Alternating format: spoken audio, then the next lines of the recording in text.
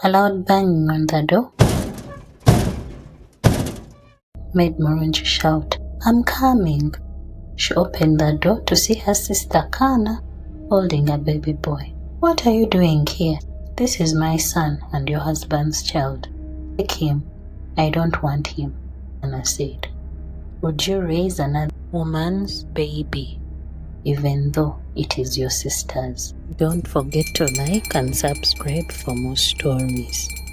Murungi had been staying away from home for the past year due to work commitments. As a project manager of a company, she had to oversee everything, which meant not many opportunities to go back home. Even when she managed to visit, it was rarely for more than 3 or 4 days. During those visits, she made it a point to see her husband, while her family, her parents, and older sister remained distant. Initially, she had tried to visit them, but the timing never worked out, and she wasn't very close with them anymore. Her parents favored Kana only. One day, when Murungi was young, her parents seated at the dining table. "Murungi," her father said, his voice heavy but firm, "you are not going to the university. We cannot afford it, and we need your help here. You have been working hard, and we appreciate that. It's time you focus on supporting the family." Murungi clenched her fists under the table, her dreams crumbling. She had always known this was coming, but hoped somehow there would be a different path. She had excelled in her public school despite the few resources available, but that didn't seem to matter now. Her future would be tied to small jobs she could find around the village, contributing to the household expenses. To them, Murungi was more like a maid. They did not love her at all. They made her do all the chores in the house while Kana did nothing. Meanwhile, her mother turned to Kana, her face glowing with pride. "We have saved up for your university fees, Kana. You deserve this opportunity. You will go to the biggest school in the city and everything will be taken care of. Focus on your studies and make us proud." Kana nodded, barely able to hide her excitement. Her education had always been different from Murungi's. While Murungi walked to a crowded public school every day, Kana was driven to a private school with good teachers and resources. Now she was on her way to a prestigious university fully funded by her parents. Murungi stood up slowly, the weight of her new reality pressing down on her. "I will do what is needed," she said quietly, heading towards the door. Behind her, her family's voices faded as they discussed Kana's bright future. Her dreams of higher education were left unspoken, buried beneath the duty of her family. But Murungi was the smartest child in her school, and she was able to get a scholarship that helped her finish the university and land a good job, which later left Kana jealous. Years passed and she married Seka. Her husband made Kana jealous because she had failed university and now was home staying with her parents. So she stopped trying to connect with them and focused fully on her husband.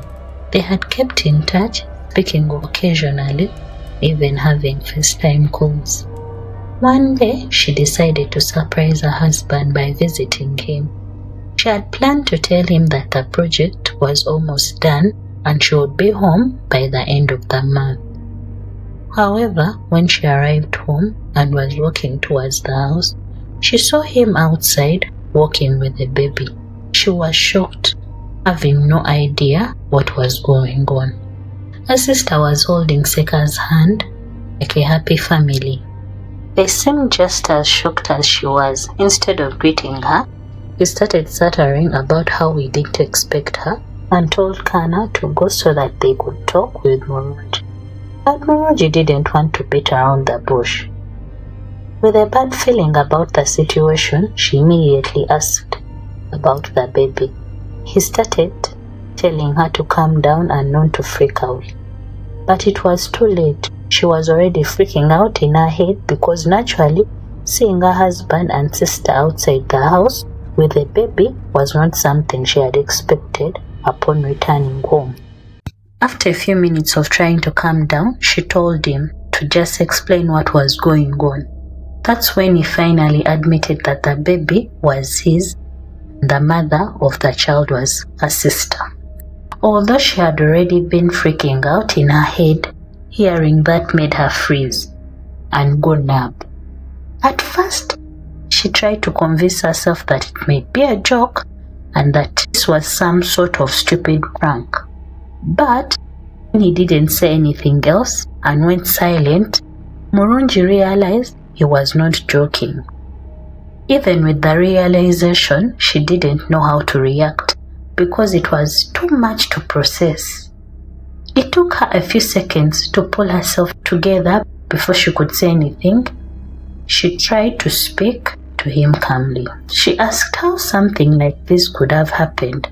He explained in the first few months she had been away, he had felt lonely, and he told her that without her, he had been feeling depressed and was looking for a place where to put his man of war. During that time, her sister had been there for him. Their offices were close to each other, and one day he asked her sister to join him at a restaurant because he missed his wife a lot. She agreed, and that is how they began to become friends. Soon enough, they slept together, but he insisted it was a one-time mistake, an accident born from loneliness. He had been missing his wife, and his sister had been going through a breakup. Both of them were really lonely, and this is why they made such a huge mistake. Murungi got in her car and drove home. She screamed, and everyone went out of the house. Holding a knife in her hands, she said, "I'm going to end your life today. Where is Kana? Where is she?" Her parents came out scared. "How could you do this to me?" Murungi said. Kana came out, her mother trying to protect her. She hid behind her mother. "You fool! You slept with my husband and had his baby," Murungi said. Kana spoke. "I had to carry the baby. Seka had suggested terminating the pregnancy, but I refused because it would be a sin. I did not want to raise it alone because I did not make it alone." Murungi thought how hypocritical it was that she had such strong morals about having a baby of someone else's husband. "Look at you," Kana said. "You have been married for so long. You couldn't even give him one child. And I did this in one heartbeat, and boom, I gave him a kid. It is because you are barren." Murungi was very pissed, rushed forward with a knife in her hands, but she missed. And quickly, her father removed the knife from her hands and threw it away. Murungi was bursting with tears. "Murungi! Murungi!" her mother spoke. "You tried to kill my daughter, your sister, and cheat all the time. Father also cheated on me. Did I die? He cheated on me twice and had 2 children. Remember your cousins that used to come here with Auntie Nango? They are your siblings. But have you ever seen me causing such chaos? No. I knew that men cheat all the time. I forgave your father. And now we are a happy family. It was a small mistake. In fact, we all knew." Murungi's eyes widened. "How could you?" She spoke in a small voice. "So you knew everything, but you didn't tell me. How did you hide the pregnancy from me for 9 months? How can my family betray me like this? I knew that you loved Kana, but I didn't expect this from you. Hey, you have been married for so long. You didn't have a child. Since she is your sister, she has given him a child, and now you can raise it with your husband as your own child, since we all carry the same DNA." Murungi's mother said. "Kana has a lot of things to do, and a child will only slow her career down. Since you're already married, you can raise the child as your own, and your sister will continue with her career." Mr. Chibuli agreed with his wife, and were too old to raise children. Mr. Chibuli said, "She is going to move away. You can raise that child. She'll be sending you some money to care for him." "This is your nephew," Mr. Chibuli said. "No, it's not even your nephew. Right now, he is your son. Can't you see that Kana has gotten a job now after staying at home for so long?" "My baby girl, I'm so proud of you. My baby girl," he said, "nothing is going to get in your way. Dad is going to protect you." She looked at her father and her mother and couldn't believe them. Kana came out with bags and a baby. "Here," she said, "you can have him. These are all his clothes. Your son," she said, "and please forgive me," she begged. Murungi was now seated on the floor. She didn't say anything, but got up and went in her car. She went to the nearest hotel. She needed some space to think. This was the second time Kana had taken something from her that she loved. It reminded her when she was young and dating Musoke. Musoke loved her and took her to different places where they had fun together and were so in love. One day, Murungi introduced Musoke to her sister Kana. Musoke looked at Kana with admiration, and after that, he started to become distant. He stopped talking to Murungi and began avoiding her. She wondered why, because she had loved him so much. One day, Murungi forgot something at home and she had to go back and get it. When she entered the house, she heard someone screaming, "Oh my God, Musoke, please go faster." The girl mourning was her sister Kana. Murungi opened the door of her sister's room and she saw her sister with her boyfriend. And when they saw her, they did not stop. They continued. Kana moaned more louder, making sure Murungi could hear her. Musoke used a lot of force, banging everything so that she could hear in the next room. After Musoke was done, he told Kana to tell Murungi that they should stop dating. Murungi cried the whole night, waiting for her parents to come and tell them what happened. When her parents arrived and she told them what had happened, they said that she was too young and she didn't know what she was doing, so Murungi should forgive her. Murungi felt very insecure about introducing her husband to Kana because she feared Kana would take him away like he did with Musoke. Unfortunately, her worst fear had come true.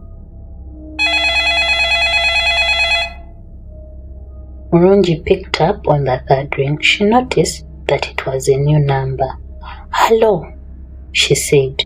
She knew that voice. It was her husband calling. He apologized, claiming it was just a mistake that ended up badly for all of them.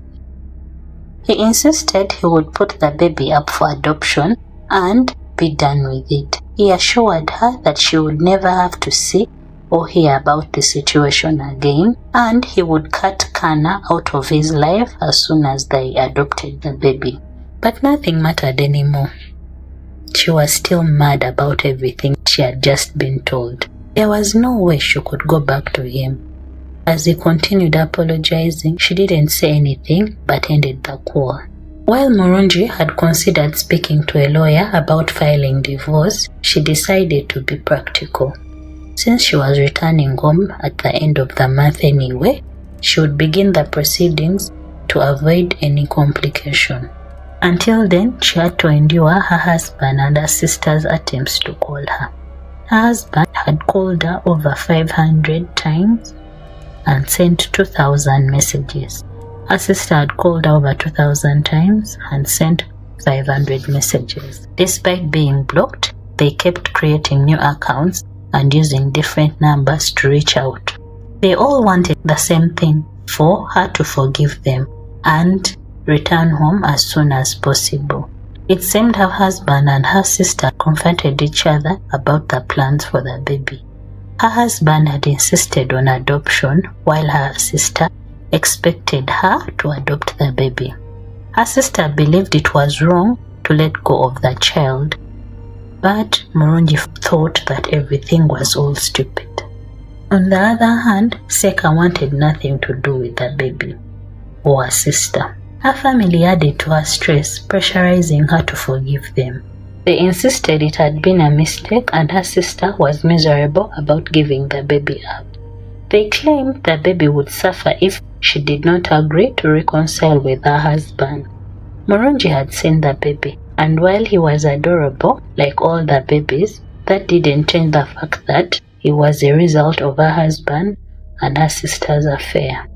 The baby was proof that Seka had thrown away their 8-year relationship and nearly 5 years of marriage over a few months of loneliness. She couldn't raise him and pretend to be a mother just because her sister wanted to. Sharing the same DNA didn't mean that she had to share a husband with her sister.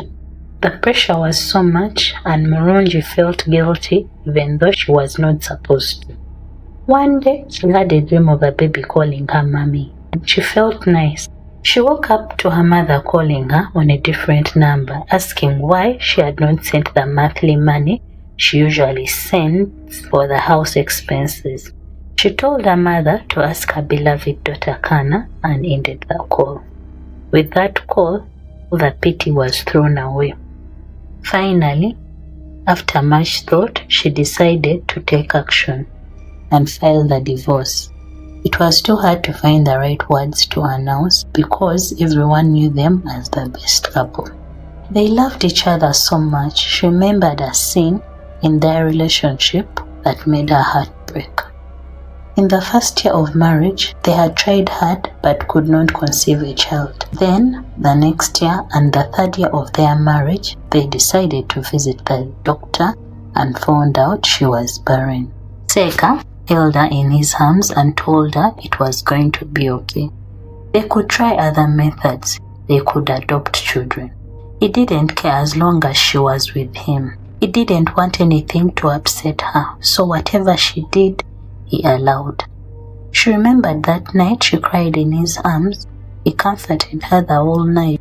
She cried when she remembered that moment, but she knew she couldn't go back to him, not after him cheating on her. So she posted online. After a long relationship and marriage, they had decided to divorce because Seka had cheated. Seka continued to text her for days. She stopped checking her messages. She received a lot of support from her friends, co-workers, and even relatives, which meant the whole world to her, especially since she had felt abandoned by her family. Her friends supported her, expressing their desire to be there for her during the difficult time. One day, there was a loud banging on the door. She went to open it, revealing her sister. "This is my son and your husband's child. Take him," she said, bringing his luggage with her. "I have a flight in 2 hours. I have received an opportunity far from here, so take him and be responsible for him. Here are the adoption papers. Please sign them because I have already signed them, and you can take care of him now." Murungi looked at her sister as if she had grown 2 heads. She was angry. She didn't say anything. She just closed the door and left the house through the back door. When she came back, the baby was on her doorstep, crying his heart out. Murungi couldn't believe that Kana had left a child unfed. He was just 6 weeks old. Murungi took care of him and fed him. She looked at the baby, who looked exactly like her husband. When the child was asleep, she called her husband. Seka rushed home very happy. He saw Murungi carrying a sleeping child. "Have you decided to adopt the baby and forgive me?" Seka was happy, thinking that the family was back. Murungi gave him his son and told him all that had happened. Seka was angry at what Kana had done. She told him she wouldn't forgive him for the cheating. It was time for him to let her go. Seka took the child to Murungi's parents. Murungi's parents called Kana and she had to come back Weeks passed as Seka finally responded to the divorce. He decided to accept it and agree to all the terms. Much to her relief, she had no intention of dragging things too far.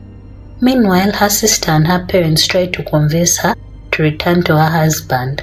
Kana could handle the adoption process and send the child to Murungi.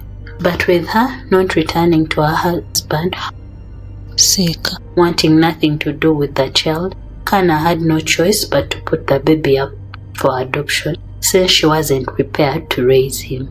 Kana started contacting different family members to see if anyone would be willing to adopt her son.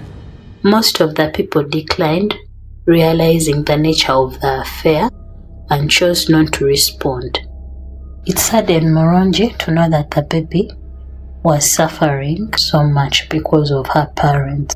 She hoped a good loving family could take him in without revealing the nature of his true parents.